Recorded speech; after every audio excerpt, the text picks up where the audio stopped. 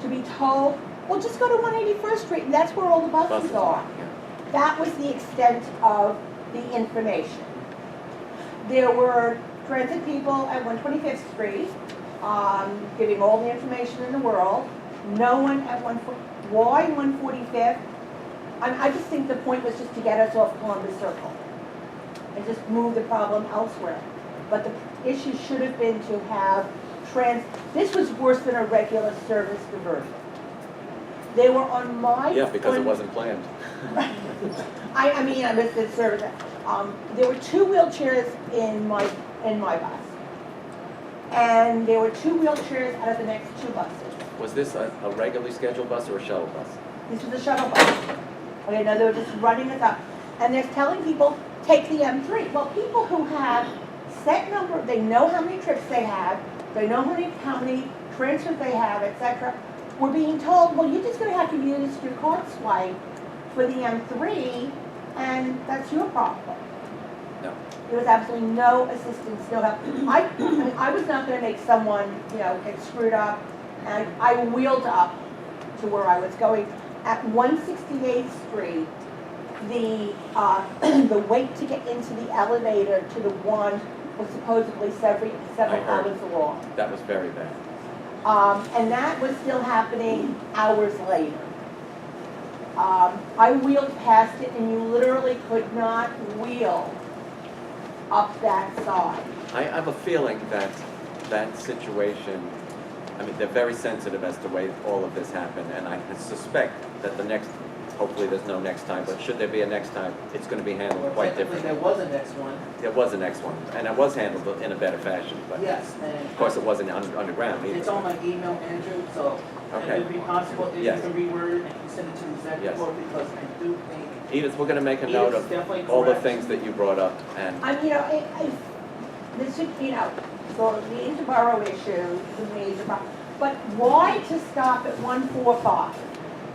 I mean, it made no sense at all. If you know people are going to have to go to 181st, run the damn shuttle the rest of the way up.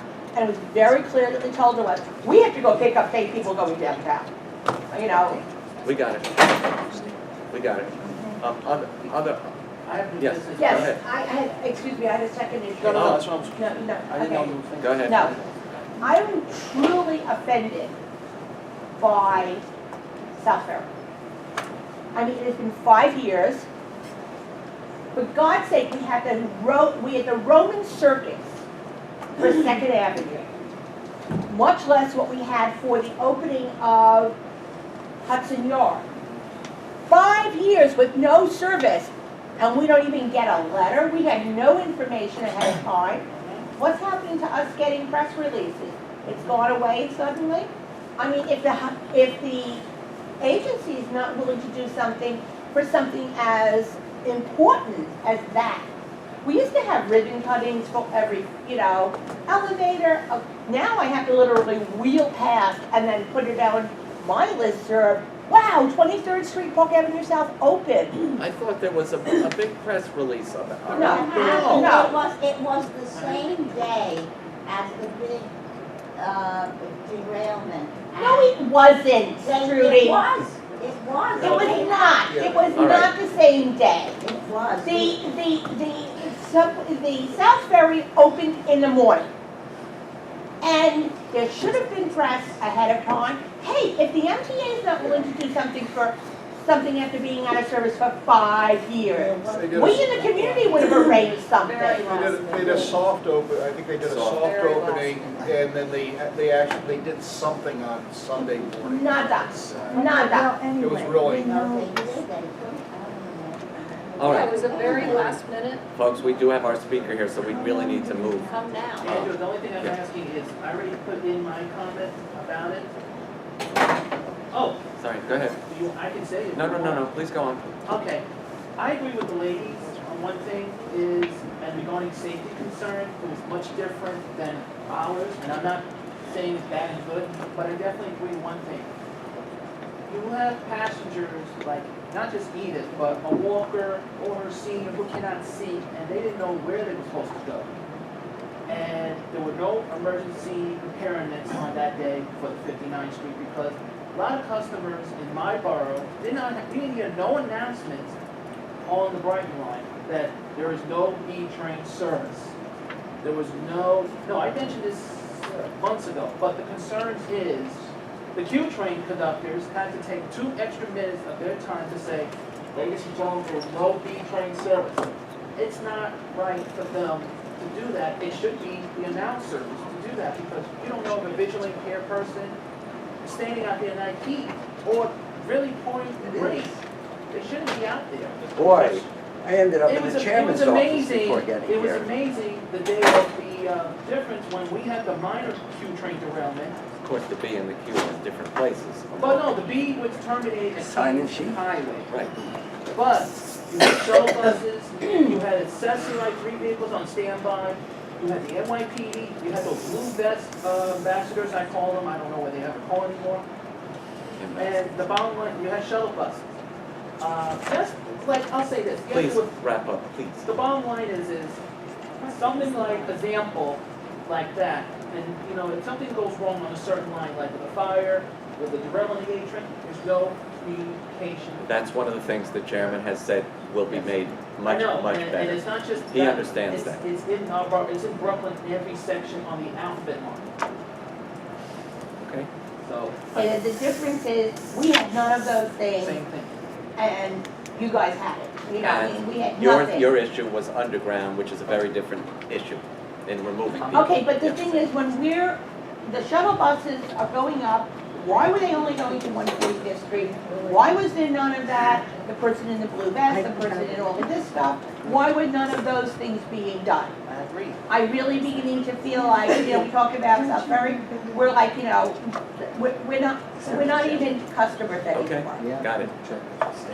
Anything else before we go? Because we really do have to go to a speaker. All right, then. Question, A question? yes, you said you're going to the speaker. Yes. Well, new business, old business. We're done with old business. It would have to be new business. What, doesn't matter, I mean, you can't get an answer out of you by email or anything like that, sometimes you do. How many millions of dollars did Cuomo take from the MTA budget? Was it 400 or 600 million? When? About 2 years ago, you told me at the time. I'm lucky I remember what I had for breakfast. I believe it was 140 several years ago. No, it was more, the pages report now, it's almost. It might maybe over the year. maybe Because you over could the consider, years. There you was could one consider last year. the lower amount that he gave as taking from the MTA as well, you know? Yeah, I mean, Yeah. maybe if you won't add everything up, but there was definitely there was $141 million cut. And secondly, what is the latest on additional service on the Second Avenue spur of the Q train? The additional service is that some ends are being sent up Second Avenue. I saw a W. Yes, there are some, occasionally a W as well. They actually, Those aren't advertised. What about the ends at the end of W that take it right? It's still labeled a Q, but it's running on the Sea Beach line and going up, then it ends up on Second Avenue. Hopefully, that train has the 96th Street Second Avenue destination on it, otherwise people will think you're still going to Astoria or something. That's the third line, or sixth story, but not the Second Avenue spur. So there's no more Q train additional Almost. service. All right. Omar? Yeah. I mentioned earlier, you mentioned about extending the seat to like 10 cars, right? So in other words, they won't be able to use Eastern Division equipment anymore because Eastern Division is just 8 cars. Well, they're using R-160s now, so. Well, of course, if you extend it to 10 cars, you know what you gotta do, bring it to Lefferts. Bring it to Lefferts. I would love to have it go to Lefferts and all A's go to the Rockaways, you know me. Yep. And then Rockaway Park Shuttle late nights only. Yeah. Mr. X?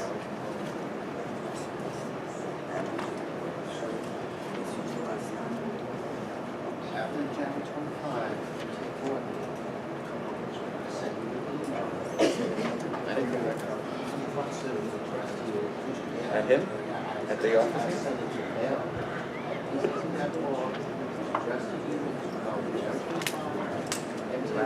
Is that the right email address? Mail it. PCAC?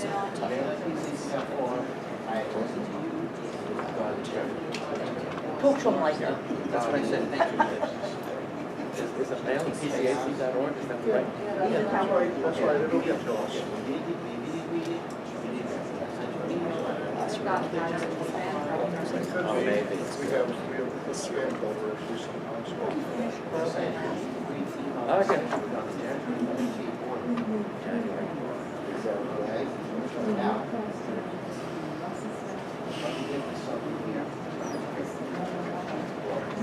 Yeah, look good. I got pictures of one. We also have, but they didn't get the, they still haven't done the conservation. He's doing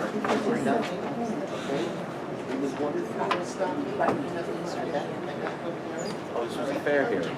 Fair hearing. Who's this? I can't even see this picture.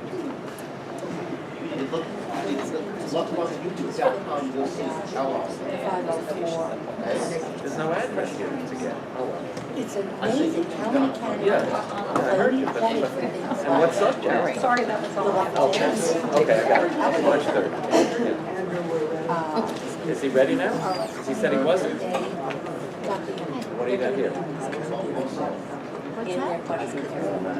Carol? She did, yes, I think she had to go.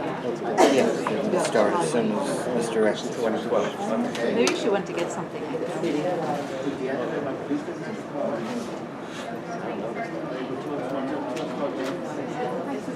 James Flanagan, is that his name?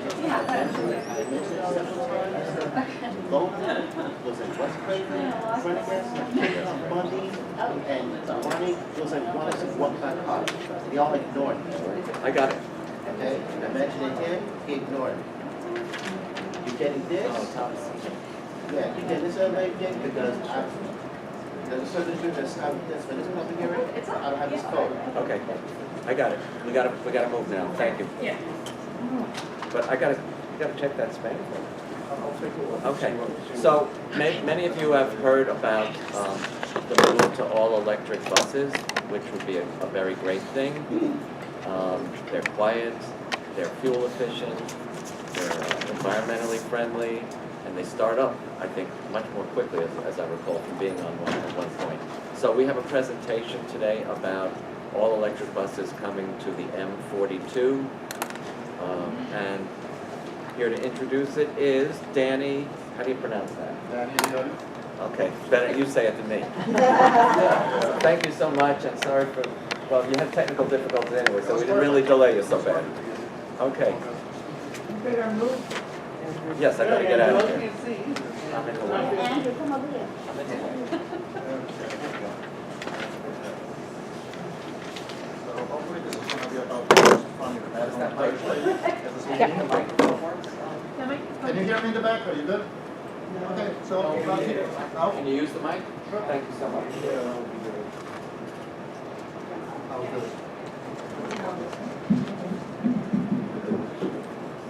This better? Or too loud? Okay, so we're going to spend the next 10 or 15 minutes reviewing our all-electric bus program. We're very excited about this. With me, I also have Ashley Rose, who's sitting over there. He's a member of the research and development team. We're based out of Grand Avenue Depot, and hopefully we can share our excitement with you and then start the discussion. And that's what this pilot is primarily, for discussion. And you'll see why in a few minutes. Electric buses are the future. People can argue about how soon or how late this is going to happen, but we're going to overview our program. We're going to talk about stakeholder impact, including yourselves, where the industry is, and we're going to talk about charging methods, how these buses charge, and what their impact is on the communities, utilities, our bus operations, and also vehicle configurations. It might get a little bit too technical, but if I see you falling asleep, then I'll switch and I'll go faster to the technical side. So electric buses are zero tailpipe emissions, which is very exciting for us. It's for the first time we're introducing a vehicle into neighborhoods, and we do not have a negative impact on adding to the emission signature from all the vehicles in the transportation sector in the neighborhood. They're quite a bit quieter inside than outside, and that provides for a much more comfortable ride. It's less stressful. We think it's also going to be a better workplace for our operators. They should reduce the stress level.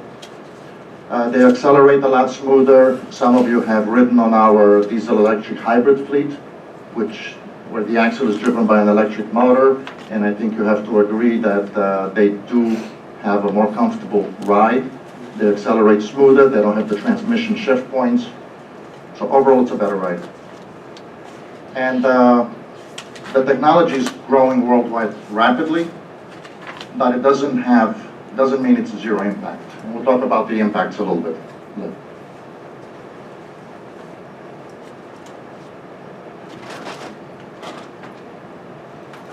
I really don't have any comments on this slide, except about 10 years ago, this was blank.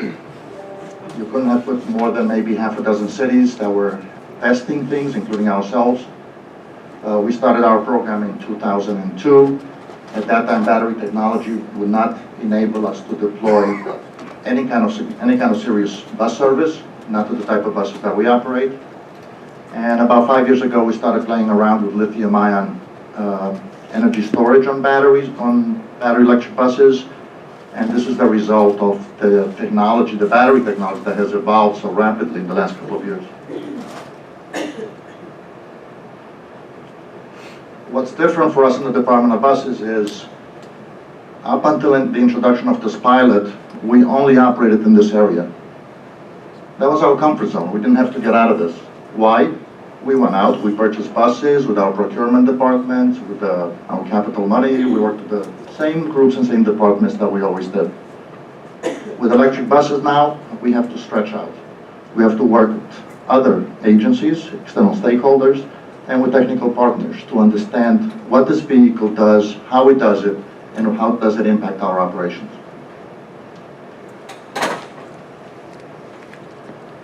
So the pilot that we're starting up with is going to allow us to lease 10 standard 40-foot buses and the charging systems required to support them.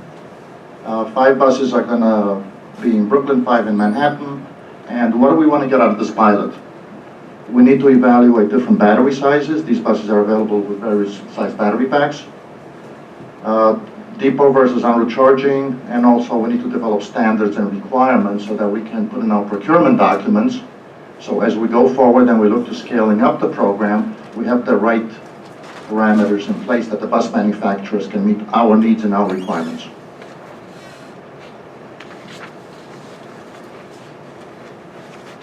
Looking throughout the city, after our preliminary sifting through different routes and different locations, we decided that the Williamsburg Bridge Plaza in Brooklyn is a great location to place a charging station. And we intend to start with the B32 and the B39 service. The B32 is shown here. It goes from Brooklyn to Long Island City. The B39 goes across the Williamsburg Bridge into Manhattan. And during the L train shutdown, we have the option to support a modified version of the B32 on a little slightly longer run. 9 routes, including the B32 and the B39, operate out of this plaza.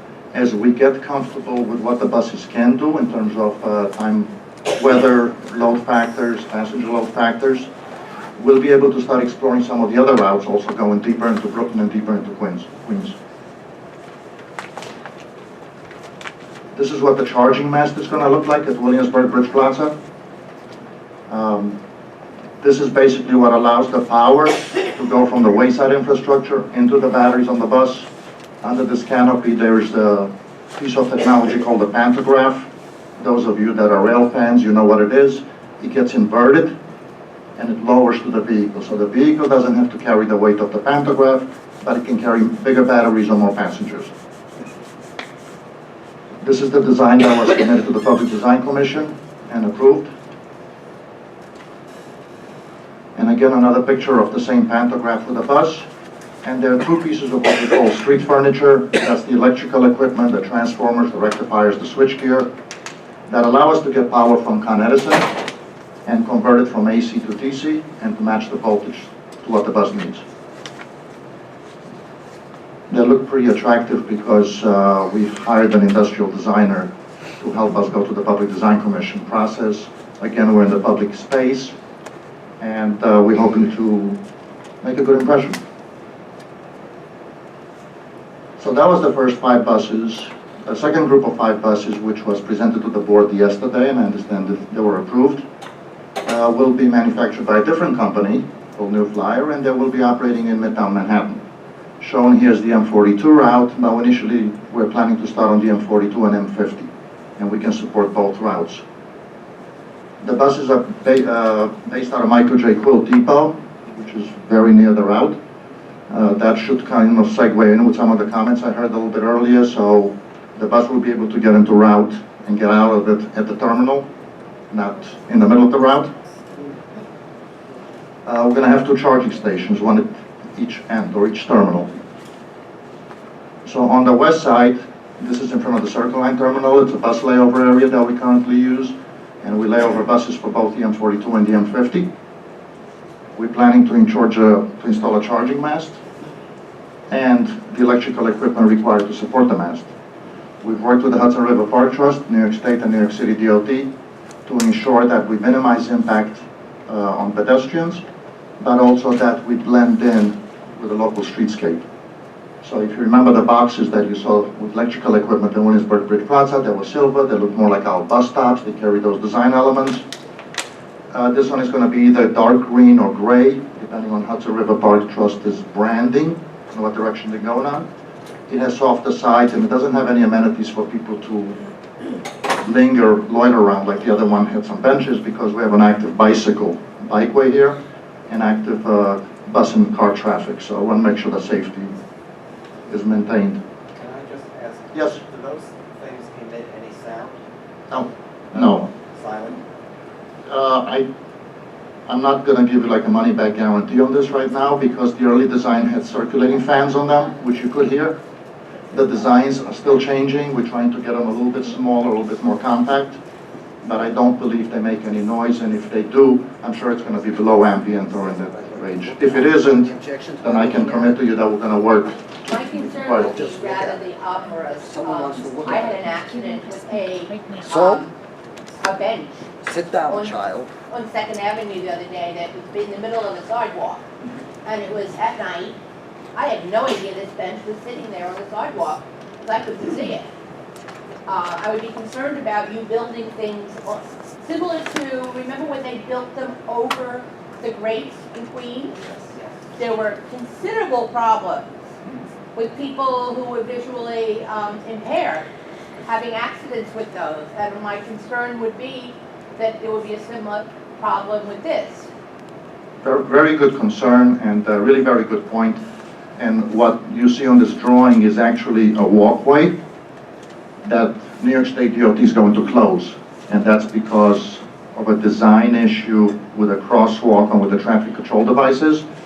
We're going to install planters here, so there will be no access to this. But we stayed away. But then the planter is the obstruction. No, because there won't be any access. This will be completely closed. There will be no access to the site. How about some, difference in the grade and in the surface? A detectable warning. Tactile strip? Yes, thank you. Like a strip over here, like a bump, like a speed bump or something like that? Yeah. Okay, I'll make a note of that, and we can still put in the project. Yeah, that's sure, that's fine.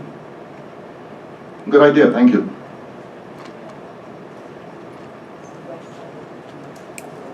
So here's the east side. This is an existing structure. It's a DEP. So what we did is we didn't want to go on the other side of the sidewalk because we didn't want people to do these S-turns around obstacles, kind of like what you mentioned before.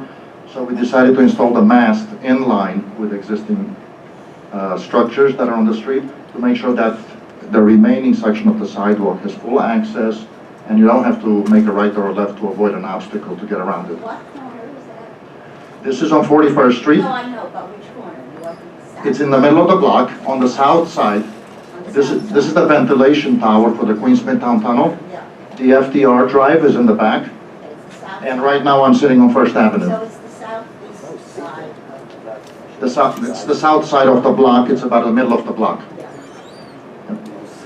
The electrical equipment enclosure is going to sit inside the yard. This is Triborough Bridge and Tunnel Authority, or MTA Bridges and Tunnels. We're currently working with them to install all the electrical equipment in the yard so we don't have to be on the sidewalk.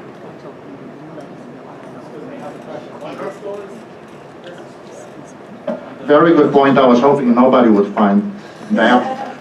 We did not bring the bus out from England. What happened was when we started this project, we didn't have any bus pictures or simulations with the new branding or the new paint scheme that we're in the middle of deploying. So the person that was doing the simulations, all they had available was a reverse picture of the bus. So they had to flip it, and then they spent they spent time editing the numbers and the MTA, the things that you'd obviously find. But obviously people like you picked this up and we're caught, I'm sorry. It's a boo-boo. Yes. Yeah, he wants to know why the door is on this side. Yeah, well, that's what I'm saying, because the person that did the simulation took the bus picture that showed the doors on the correct side and made a mirror image of it. Oh, I see. To show the bus. They're not gonna be on that side. No, they will not. The doors will not be on the side. Yeah. Yeah, we don't want, our plan is not to discharge passengers in the middle of the street. I'm sorry about that. Sometimes when we have to finish presentations, like in this case for our board and for the Public Design Commission, we have to work as fast as possible, and we spend most of our time getting the charging mast and the dimensions correct, because that's really what everybody focuses on. So these kind of things become more like an afterthought. I did the presentation and somebody said, "Can you put a bus in the picture?" And when you have half an hour to do that, you end up with this. This bus is made for London. Yes, it is. London, Japan, or anybody else that drives on the other side of the road. So we designed these enclosures outside of what we're purchasing with the buses. And the reason for that is because, again, in some cases we're going on public spaces, so we're adopting themes from a current bus stop. You have benches and lean-tos. In other cases, we're in a park that has their own requirements, so we have to meet their requirements. And at the Bridgeton Tunnel location, the building is on the SHPO, it's on the State Historic Register. So we asked the designer to work with their chief architect to try to add some features to make it at least visually blend in with the tower. And we've gotten some feedback. We may end up to have to change its color to match the bricks. Do you need to have one of these at each end of the bus's route? No, we don't. How? How far is the bus going without the I don't want to get hurt. No, that's okay. If you bear with me and hold on to the question, I do have like some supplemental slides, and hopefully some of those can answer some of these questions. I hope you do. So where are we with our project? Board approval in April. Our first supplier, Proterra, was approved. Those are the buses I first discussed that are going in Brooklyn and Queens. We're pretty advanced in the design phase with them. We're getting right now through the design permitting process, and then we're going to start construction and install the charging systems. The new flyer was the one that was approved yesterday. We have an approval process. Once we complete that, we're going to award the contract. We've started engaging internal and external stakeholders. We're here talking to you. That's part of the dialogue. And we plan to begin revenue service at the end of this year. It's a very aggressive schedule. We think we can stay on schedule. On both of them? Yes, on both of them. We're working them simultaneously. That's correct.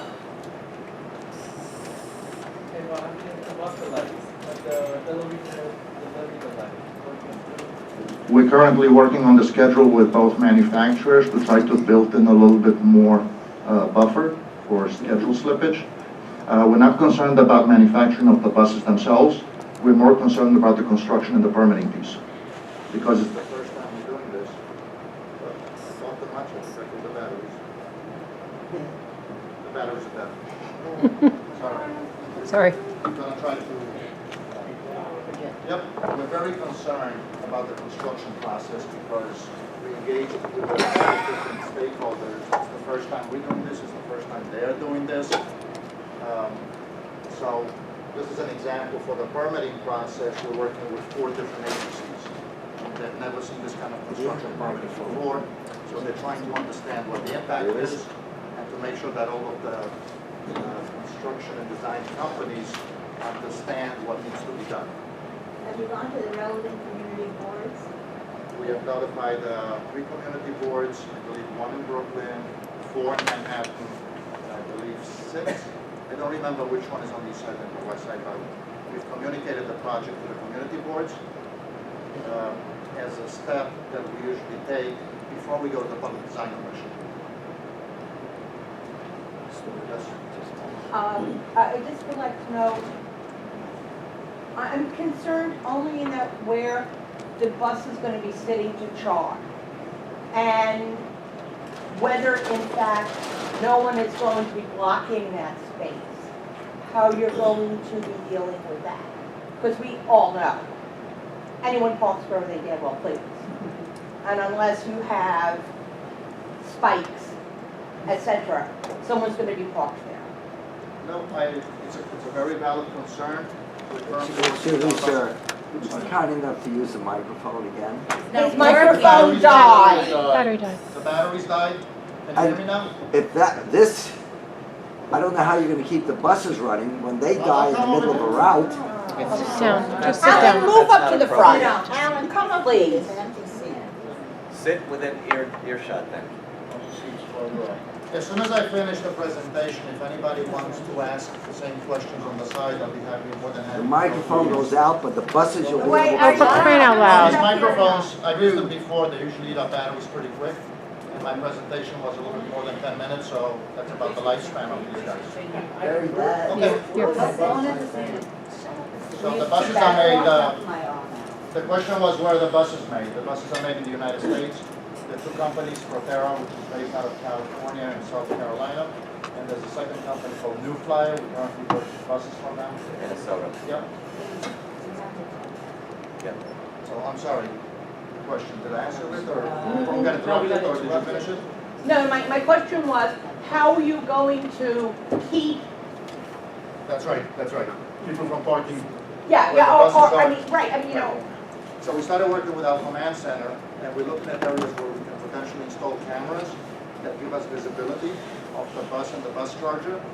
Because we want to know if the bus operator goes to the command center and says somebody's blocking the charger or I can't charge, that our people in the bus command center can access that camera and say somebody's blocking it, and then they can either call the Triborough Bridge and Tunnel Police or New York City NYPD and say, look, we need help.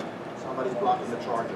And we know at some point sooner or later we're going to have to deal with these issues. It could be another bus that's not an electric bus where the operator can say, I'm going to leave the bus and go to lunch. Our operators can move those buses, but not always. So that's going to be one of the things we're going to have to learn from this pilot. We're going to start off with a camera and with some additional support, and then try to see what kind of measures we can put in place as we move to the future phases to have better protection. does the bus charge, Yes. I mean, I know that like when they have the chargers, at the housing project, Okay?